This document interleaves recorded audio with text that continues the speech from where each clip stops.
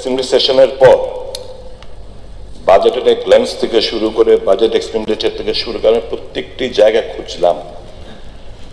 এই যে মাননীয় মুখ্যমন্ত্রী 5% ডিএর ঘোষণা করে দিয়েছেন, তার রিফ্লেকশন এই বাজেটে আছে কিনা আমি কোথাও খুঁজে পেলাম না।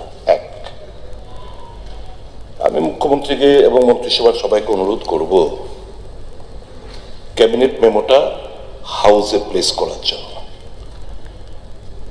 এই ক্যাবিনেট মেমো হাউসে প্লেস করার জন্য 5% ডিএ ঘোষণার ব্যাপারে কোনো ক্যাবিনেট মেমোতে উল্লেখ ছিল কি না আমি সেটা জানতে চাই।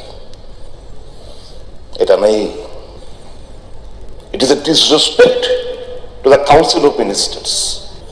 And we insult to the House because this House was misguided by stating an inappropriate answer that yes, আমরা এটাকে এই 5% এর ঘোষণাটাকে আমরা ক্যাবিনেট ডিসকাশন করেছি। It was inappropriate, it was completely a falsehood. কালকে যখন বাজেট পেশ হয়েছে, বাজেট পেশ হওয়ার সাথে আপনারা দেখেছেন ডিএ যখন ঘোষণা হয়, বাজেট ছাড়াও তো ঘোষণা হয় কি না? হয়। তাহলে কিন্তু এখানে একটা রুলস আছে, ক্যাবিনেটের যদি ডিসিশন থাকে সেখানে যে কেউ কিন্তু ঘোষণা করতে পারে, এবং আমাদের ক্যাবিনেটে সেটা ডিসিশন ছিল।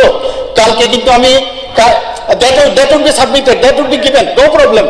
বাজেট আমাদের যে স্যালারিটা আছে সেই স্যালারি হেড সাধারণত উপরের দিকে থাকে, সেখান থেকেই যদি বাজেটের সাথে, আমি তো বললাম বাজেটের সাথে স্যালারির ডিএর কোনো সম্পর্ক নেই, কারণ মাঝখানে অনেক সময় ডিএ আপনি দেখবেন যে ডিক্লেয়ার হয় না। আপনি এইভাবে যে বলছেন যে এইভাবে সবার লজ্জা থাকা উচিত এবং থাকা উচিত, আমাদের সমস্ত আইন কানুন মেনেই কিন্তু কালকে আমরা করেছি।